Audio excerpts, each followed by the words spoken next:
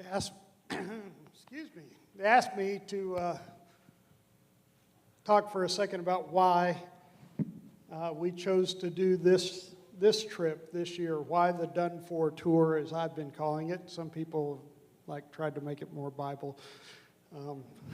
Actually, the Done For coming from the Matthew 25, which is actually the verse that Southwest Good Samaritan uses as their guiding verse for their ministry. And it's a ministry that I've been to several times. Judy's going to speak after me, and Judy has been there several times as well. And it's a ministry that's really been guided by the same minister for over 40 years now, which is highly unusual and highly impactful. There's a thing that I have often said about these mission trips, and that's that the people who end up on the trip are the people who God expects to be on the trip.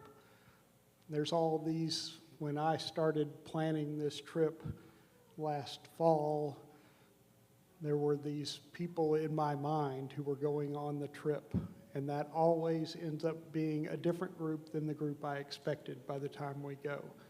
And that's always the right group that ends up going. And you see that in the work that God does on the trip each time that we go. And so we picked this trip partly because the most impactful day last year when we were in Colorado was the day they spent working with the group that worked with refugees coming directly out of the detention center.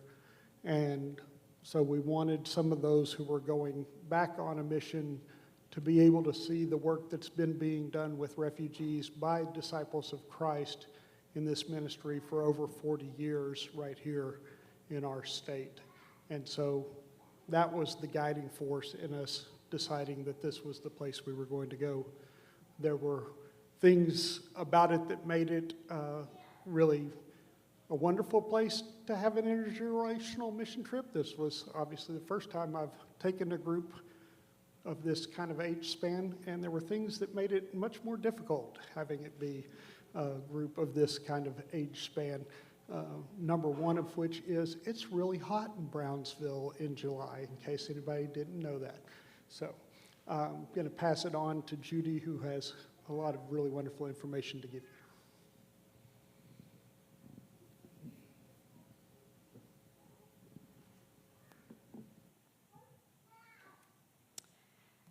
So I know that some of you were wondering why this 79-year-old person, and I can say that out loud because Derek did last Sunday, went on a mission trip to South Texas during the heat of summer.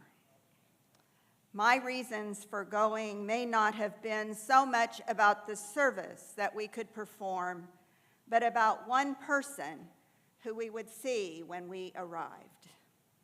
I first met Filiberto Pereira, and I can't roll my R's, so his name is, I'm just going to call him Filiberto from now on. Founder and executive director at Southwest Good Samaritan Ministries. I met him about 20 years ago. Born in 1938 in Cuba, Filiberto received his calling to Christian ministry at a young age, graduated from seminary, and pastored a small church in Cuba. After Castro's military takeover of government and culture in 1959, the Communist Party of Cuba targeted clergy of all faith backgrounds, viewing them as threats to the revolution. Filiberto was asked by party leaders to sign a loyalty statement that required him to reject his Christian faith.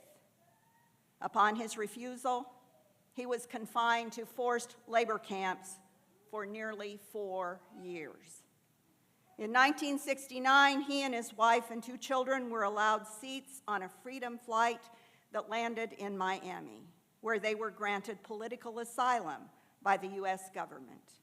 After a few months in New York with sponsoring relatives, he landed in the Rio Grande Valley in 1970 after accepting a call to Second Christian Church, Disciples of Christ, in San Benito, Texas. After serving this church for several years, in 1985, Filiberto founded a new congregation in Los Fresnos, Texas, in Iglesia Cristiana Ebenezer, and you really need to hear Eli say it. He says it much better than I do. He is still pastor of that church today. In 1979, Filiberto began his ministry to refugees fleeing persecution from military violence and oppression. In 1985, with the help of volunteers and national church officials of our denomination, Southwest Good Samaritan Ministries was founded. Southwest Good Samaritan Ministries is a 501c3 nonprofit ministry with a board of directors and bylaws incorporated with the state of Texas. This area of the Rio Grande Valley where this ministry is located has the lowest per capita income in the state of Texas and one of the lowest per capita incomes in the nation. The political refugee, as defined by the U.S. Foreign Assistance Acts of 1961 and 1975, is a person who seeks legal entry into the United States in search of freedom from torture, arbitrary imprisonment, and arrest, and usually applies for refugee status upon arrival here. Primarily, the refugees are from Mexico, Cuba, Central America, and we've seen from other countries as well. The U.S. Immigration and Naturalization Service Detention Center for Refugees and Immigrants is nearby their facility, and they often refer refugees to Southwest Good Samaritan Ministries as a safe shelter and temporary place until they obtain a court hearing in order to secure political asylum. Once they have a travel permit, they are able to be relocated to other places and be reunited with relatives, friends, or sponsors. Their time with Southwest Good Samaritan Ministries is from a few days to a few months. The mission of Southwest Good Samaritan Ministries states, "We are driven by the gospel of Jesus Christ to safeguard, honor, and advocate for the dignity of all human life. We are committed to fostering justice and embodying the teachings of Jesus as we respond to the call of serving our most vulnerable and marginalized communities. As part of the global mission of the Christian Church, Disciples of Christ, we welcome the stranger and we feed the hungry. We are dedicated to work with our border communities and across ecumenical lines, both locally and nationally, as well as with other organizations and institutions. Southwest Good Samaritan Ministries is committed to fulfill the commandment of loving our neighbors as ourselves, described in the parable of the Good Samaritan found in Matthew 10. They provide transitional room and board, clothing, food, legal aid, transportation for change of venue of refugees reuniting with family members and sponsors, spiritual counseling, and the powerful message of Jesus Christ to the refugees that come through the doors. Southwest Good Samaritan Ministries also helps those in need, both nationally and internationally, by providing goods and services to the poorest of the poor in the Rio Grande Valley and in Matamoros, Mexico. Their orphanage located in Las Brisas, Mexico, is a shelter for 32 kids, providing food, toiletries, funds for school supplies and uniforms, and any other needs they may have. They also support Mexican dining halls located in the landfill of Matamoros. And one of the times I went down there, they were building homes over a landfill in Matamoros, serving hundreds of plates of food daily to those who are starving. This was my fourth visit to this area, 2 of them actually staying across the border in Matamoros. And the work that is being done through Southwest Good Samaritan Ministries is amazing, as you will hear in a minute. I was blessed to be a part of this group showing the love of Jesus in this way. And if any of you would like to know more about Filiberto, his book is on Amazon. It's called I Was a Stranger.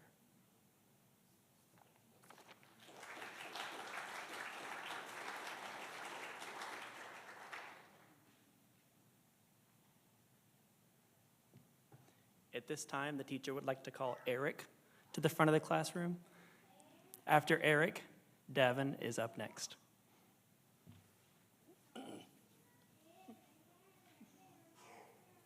My favorite thing about this mission trip was that we all kind of found our strengths, and we divided and conquered in the best way. So we did a lot of work, and I can't even say it as good as they can. So thank you for coming to the front of the class. It's not a classroom.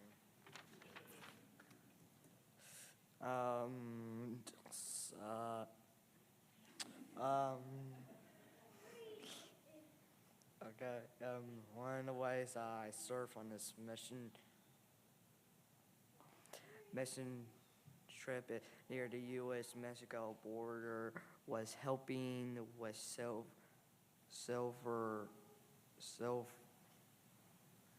some painting projects. The first time I painted was at a woman's house during the week. I helped paint around a door frame where there was a few screws like sticking out. Later the same day, my friend Gator and I painted a part of a wall that's been, recently repaired after some damage has occurred. The last place I painted was a room called the Red Room. We painted one of the walls, even though it was already white. We painted with more white paint. It still doesn't make sense. We were told the first coat of paint would make it look nicer, which I thought was a little weird because it's already white. Before we started, we spread a tarp across the floor so the red room would get white on the white room now. Boom. Those are basically all the painting projects I worked on during the trip. None of them were huge jobs at AK, they were. But each one was a big way to help improve the spaces where people live, gather, did. And looking back, I realized even the simplest big tasks, like painting, can make a big difference when you're serving others. And this is not a classroom.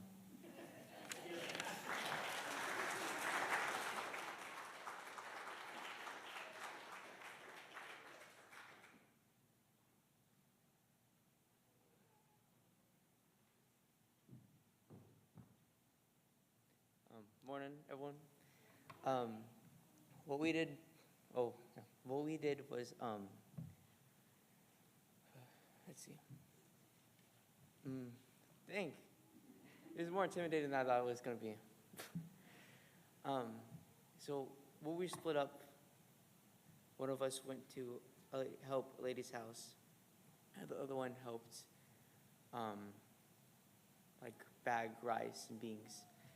And organized clothing.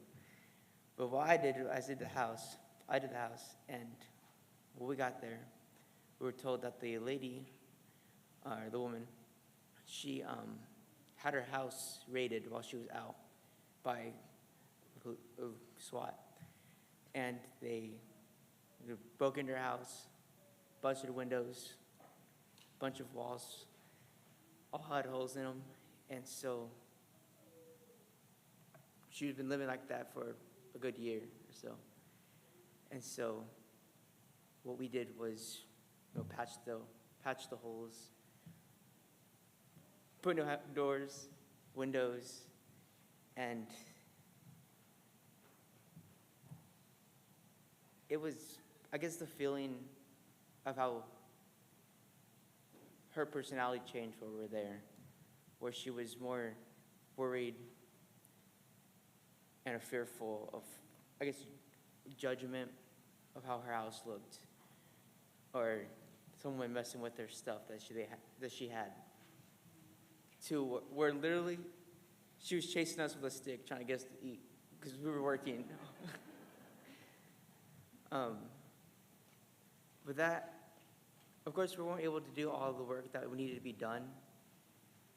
I think it was what we did do for the other churches or whoever will help them or her finish her house, which was really nice, a good feeling to have. And then the red room, we was talking. I painted majority of the whole thing white.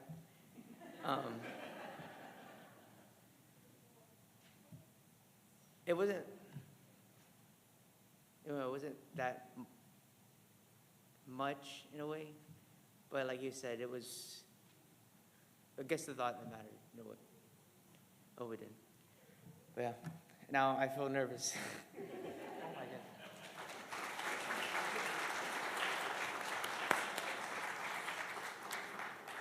Raise your hand if you like talking at church without any previous heads up. Yeah, that's what I thought.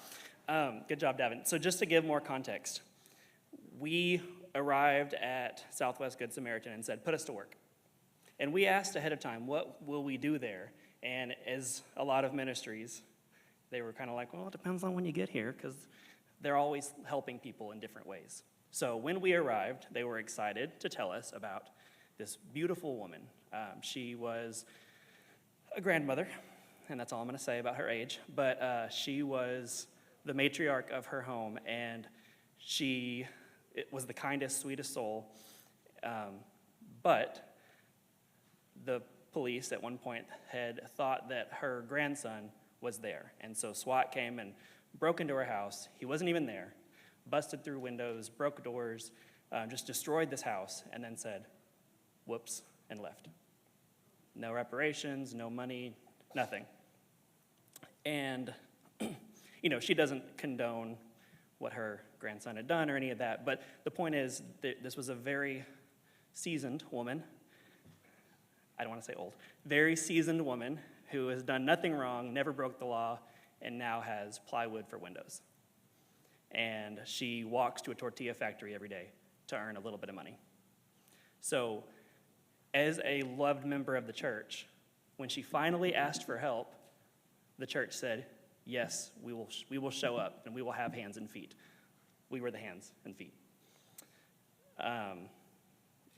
We got to see the love of God and how it can transform souls, and how this woman went from timid and shy to basically our abuela while we were there, and she would not let us leave until we ate. So, very sweet. Also, the red room, it was white already, but it was dingy white, and if you know a dingy wall, you know what I'm talking about. It was nasty, and the new white is a prettier white, so it was much better since we painted it white. And that's a hill I will die on. And we didn't get to finish the work, and you could have basically pulled us away because we were trying. We had to leave. We wanted to do more work, but we also had to come home. So our hope is that we can pass the baton to the next group. And I told Ruthie, send me pictures when it's done, because I want to see the finished product. And isn't that a metaphor for life and all of the work we do? We're planting seeds and we don't even see it. Natalie, you're up.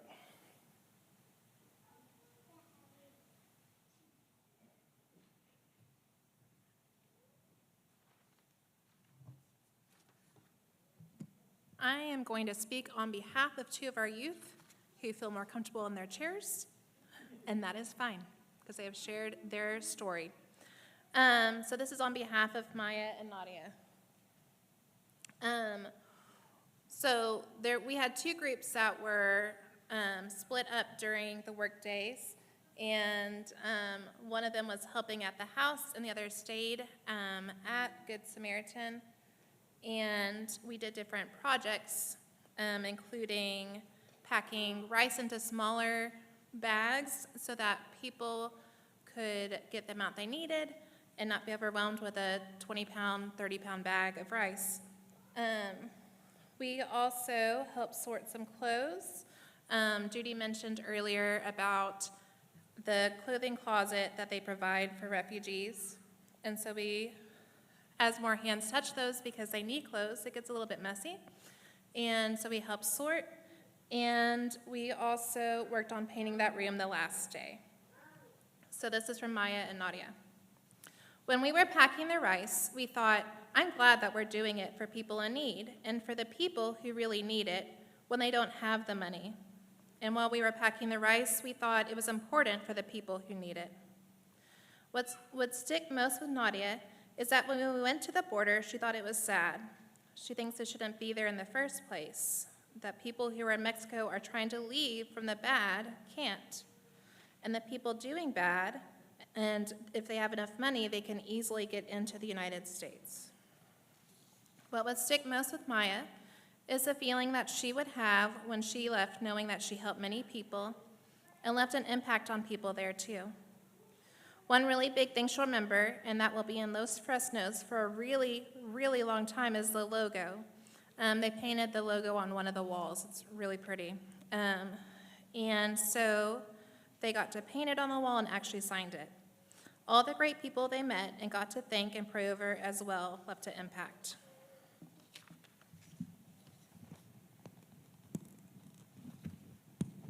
Does not want to come out.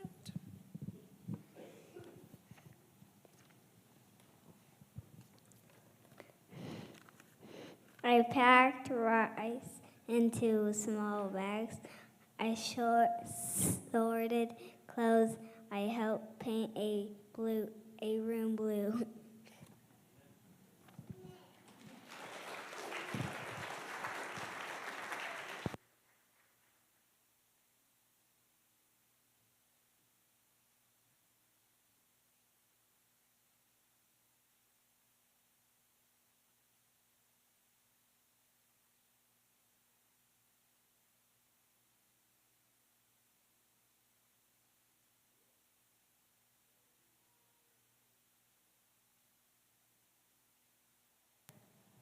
I had, so sorry. I had the privilege of taking my 3-year-old, and that is always a joy and a tiresome task.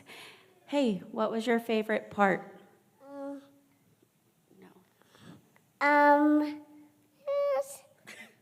Packing rice or helping clothes? Packing rice. Packing rice. Awesome. And clothes. And clothes.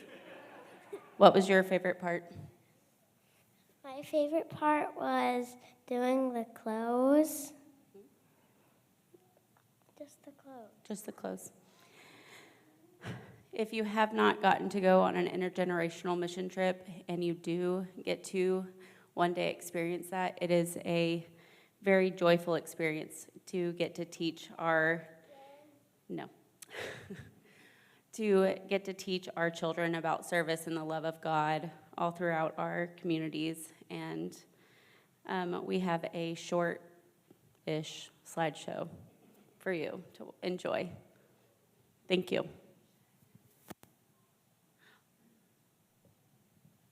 Do you want me to say something about the poster? Notes from the sideline. When we attended church, they invited our children to go back to the children worship, children's Sunday school, and our children added their handprints, and they came back from the class with this nice, lovely poster for us. So we decided to display it here for y'all. The blue is Carson's, and Meredith's is purple.